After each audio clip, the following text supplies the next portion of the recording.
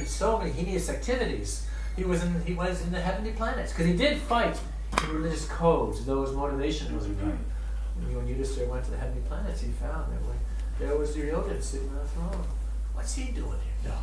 So in that way, that's where Yudhisthira went to experience a few moments of hell because he didn't fulfill his vow. His Ashvatam, the elephant, has been killed. He didn't fulfill his instruction coming from the Lord.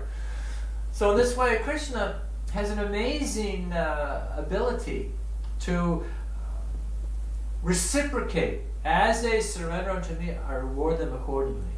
That he adjusts according to time and place. Of course, we're reading this verse is speaking about like the topmost spiritual, and Goloka Vrindavan is experiencing how these pastimes in the Bom Leelas or Goloka Vrindavan, they're non-different. How the Lord is hesitant to come back to the call, the beckoning of Mother Rohini. No, I want to simply wait till Mother Yashoda comes and calls me in this way. Then, because of her devotion, then she can attract the Lord. So it's such a wonderful, exemplary understanding of how the Lord becomes controlled by his devotee. Now, you may notice how the relationship Krishna has with the gopis is such a... Krishna becomes completely mesmerized, completely controlled. And there's one nice song in Braj where it goes, Krishna Konika De Dudungi Me Radha Radha Dahana. That, oh dear Krishna, we will give you a toy if you simply come and play Radha's name through your flute. We will come, very intimate. Now, this is like an amazing, beautiful story, beautiful verse, which describes the intimacy. We'll give you a toy if you simply chant Radha's name through your flute. Now, outside we can hear, what is it, a press, like a generator, construction, Soho Street, Oxford, England, planet Earth. Some of us have opportunities to go to the Holy Dhams, but if you go to the Holy Dhams, there's a veneer you may see in terms of external, like Vrindavan, all kinds of pigs, there's like dust, and even some of the temples are broken down.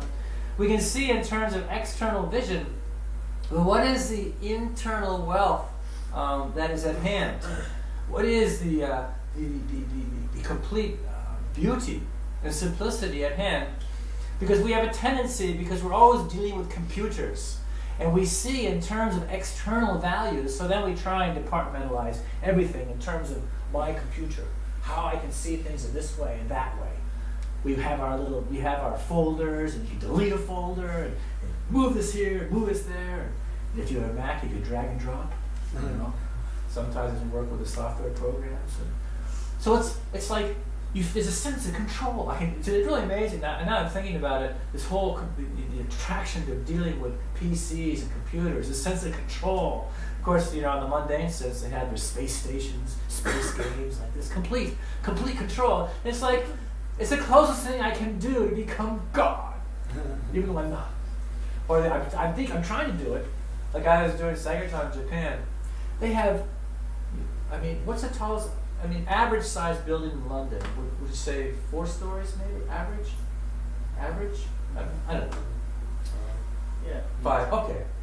Well, and what would you say, what's the tallest building? How many stories is that? The floors?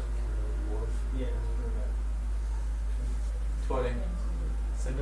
No, more than 30.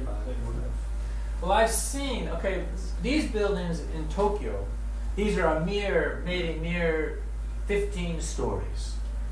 But every single floor is a PlayStation arena. In other words, you can go up into any floor and experience what it's like to be a racer on the whole floor, or a skier on the whole floor. It's like complete mesmerization of these games, an illusory universe. So this way, because of our conditionings or our some scars or habits from previous situations, we may view the environment as the all in all. So when we study, what? The Paramgatim, supreme destination, the supreme absolute truth, is that he has a big feast in the morning, and then he goes out to play with the coward calves and the cows, coward boys, chasing shadows of birds flying overhead. What? Come on. I'm talking about earthly consciousness. Get real. In other words, there's so much sophistication if you just look at the cell phones and the computers and the industry and the trains. The trains in this country are some of the best in the world. Such high design. So everything's so high tech. So when it comes to understanding the spiritual aspect, or understanding the higher dimension, which they don't have access to, because ultimately, Maya Sukhaya Paravido Vimudha, they're carrying all these burdens of happiness and distress that they can't see. So when they come in contact, or if they do get a Krishna book on the street like that, and they read, what? God is like this? No, impossible. Prabhupada said impossible, right? Is the word in the Fool's Dictionary. But the point being is that the complete beauty of spiritual pastimes, the complete reality that through philosophy and spiritual practice we understand that actually this material world is a reflection of the spiritual. It is a reflection. So in other words, they must have pizzas in Goloka Vrindavan, right? Huh? The devotees like pizzas, they must have some. Right? Confirmed. But there is, shastrically described, there's snow in different parts of Goloka Vrindavan, but it's not cold. Like we make out. There's snow. Snowball fight. Imagine the snowball. It's nice and warm. Oh, it's nice too. So this way, we have our preconception. Like Prabhupada gives the example of the owl and the tree. You say, the verse, Krishna Surya Samaya Andakar, where there's a light of Krishna, there cannot be darkness. But those who are misers, who are materialistically minded, they want to stay in the owl-like tree.